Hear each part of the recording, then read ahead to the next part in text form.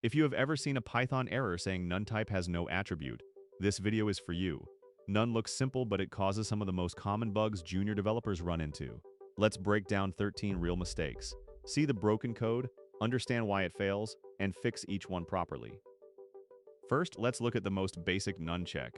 This looks tiny, but it can create very confusing bugs when objects customize equality. In real code, this could happen when you check an optional function argument or a result from a library. Here we create an object with custom equality, then we compare it with none using double equals. Now we run the script and the terminal shows the wrong branch. Let's break down why that happened. The variable value is an empty result object, not none.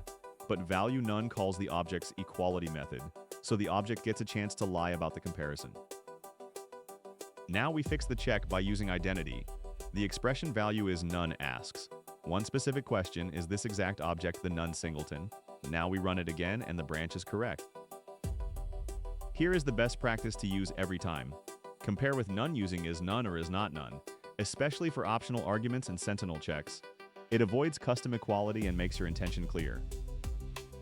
For a quick variation, set value to the real none value and run the fixed version. Then set it back to empty result. You should see that only the real none object enters the none branch.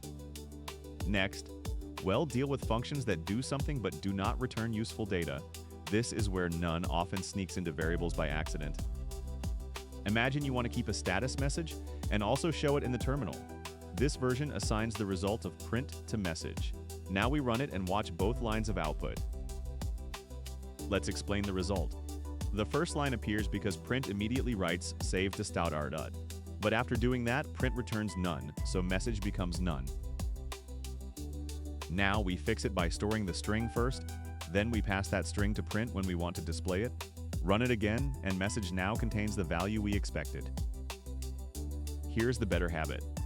If a function is mainly used for a side effect, do not assign its return value unless the documentation says that return value matters. Store the data separately, then print it when needed. Try this same idea with another side effect method.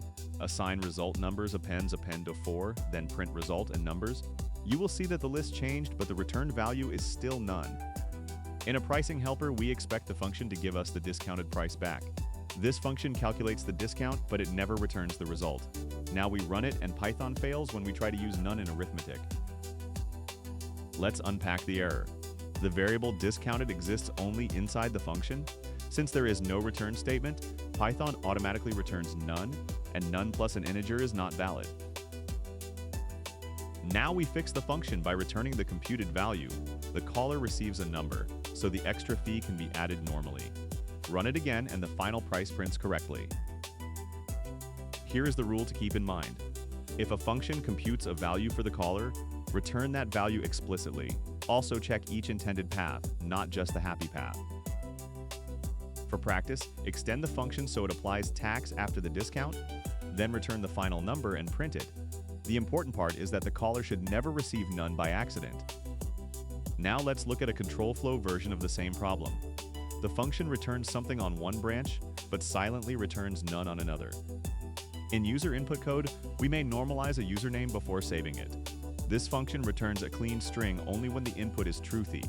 Now we pass an empty string, run the code, and the next line crashes. Let's trace the empty string case. An empty string is falsy, so the return inside the if block is skipped. The function ends without returning anything, so username becomes none. Now we make the invalid branch explicit. For this version, empty input raises a value error, and the caller handles it clearly. Run it again and we get a controlled message instead of a none type crash. Here's the best practice for branching functions. Make every path obvious. Return a valid value, return a documented sentinel, or raise an exception. What you want to avoid is accidental none that appears much later in the program. For a small variation, change the behavior for empty input.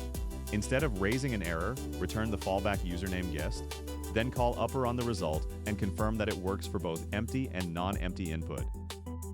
Finally, in this batch, let's cover in-place methods. They modify an object directly, and many of them return none on purpose. Suppose these numbers are imported rows that need to be processed in sorted order. The tempting line is numbers equals numbers.sort. Now we run it and the loop fails because numbers is no longer a list. Let's explain the crash. Sort modifies the existing list directly and returns none. By assigning that return value back to numbers, we throw away our list reference. Now we fix it by calling sort as its own statement. The list is mutated in place, and numbers still points to the list. Run it again, and the sorted values print correctly. There is another good fix when you need a returned value. Use sorted, which creates a new sorted list and leaves the original list alone. Run this version and it prints the same sorted order. Here's the best practice to remember. Use mutating methods as standalone statements when you want to change the object. Use non-mutating functions like sorted when you need a new value to assign. For practice, rewrite this with a list of names. First sort in place, then create a second version with sorted. Check which version changes the original list and which one keeps it untouched.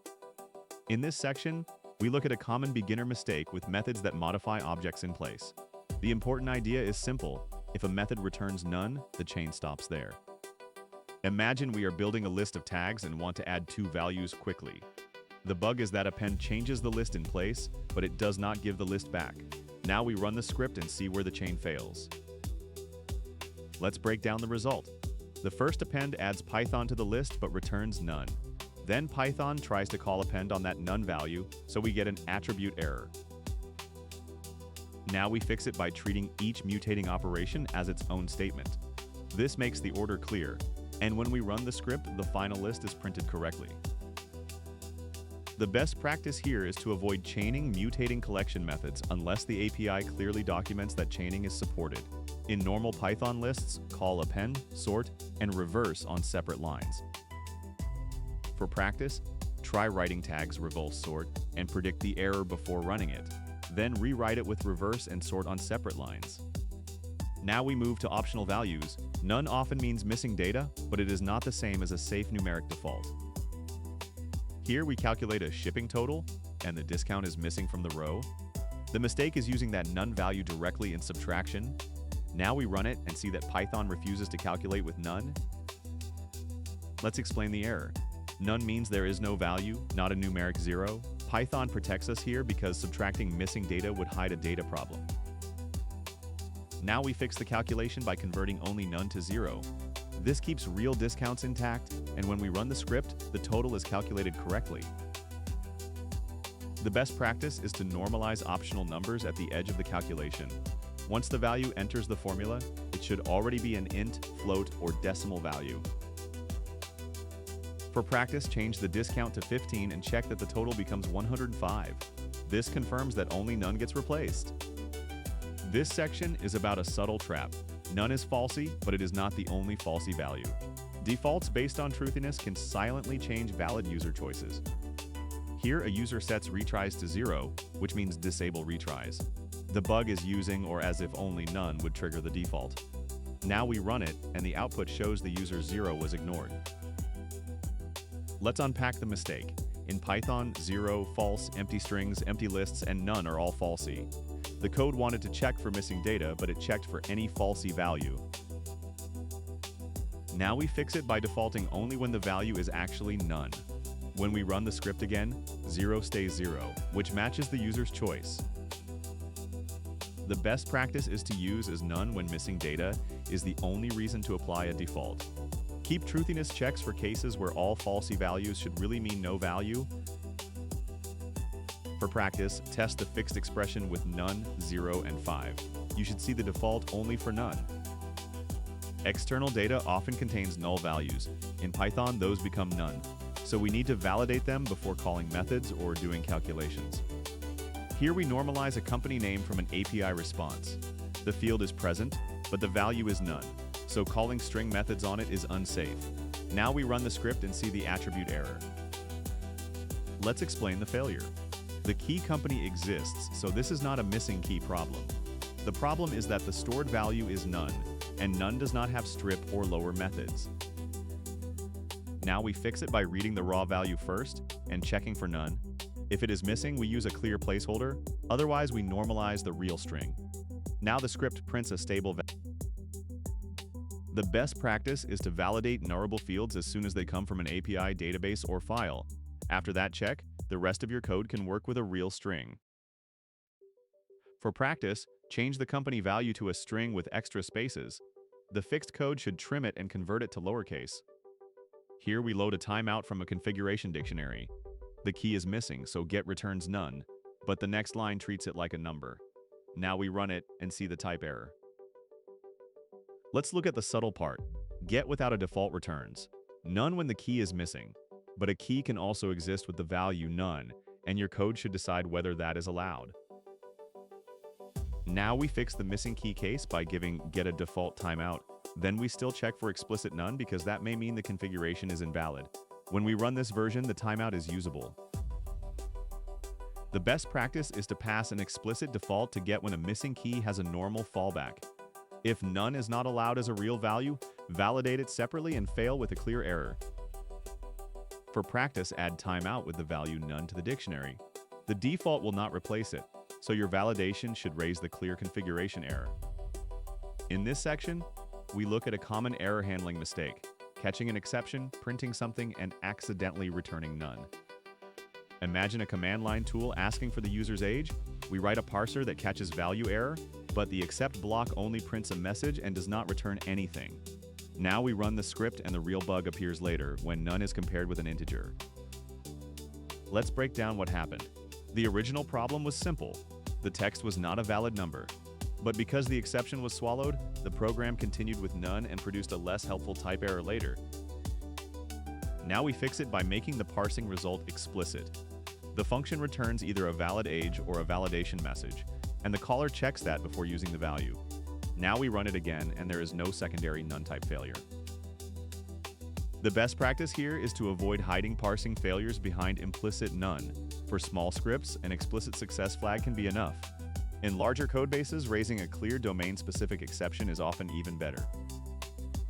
For a quick variation, change the input from the word 20 to the string 21 as digits. The fixed version should take the success branch and print whether the age is at least 18. Now we move into API design. None is useful, but only when the function contract makes it safe and predictable.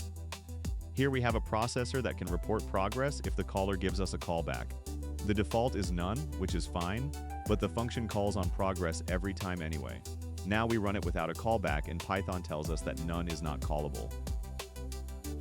Let's unpack the failure. When the caller does not pass on progress, the parameter value is none. Calling none with parentheses is the same kind of mistake as calling an integer or a string like a function. Now we fix the API by checking whether the callback exists before calling it. First, we run without a callback, and the data still processes normally. Then we run with a callback, and progress messages appear only for that second call. The best practice is to guard optional callables right where you invoke them. If the callback should always do nothing by default, another clean option is a documented no-op function. Either way, the caller should not get a NoneType error for using the API normally. For practice, replace the lambda with a named function called report progress. Make it print a more useful message like how many items are done out of the total. This example is a cache around a slow profile lookup. The slow function can return none, maybe because the user has no public profile. Now we run the code twice and notice that the expensive lookup happens twice for the same user.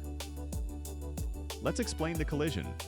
The dictionary does contain the user after the first call, and the cached value is really none, but cache-but-get returns none both when the key is missing and when the stored value is none, so the code cannot tell those cases apart.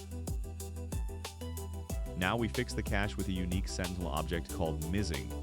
This object means the key was not found, while none remains a valid cached value. When we run the same two calls, the expensive lookup happens only once.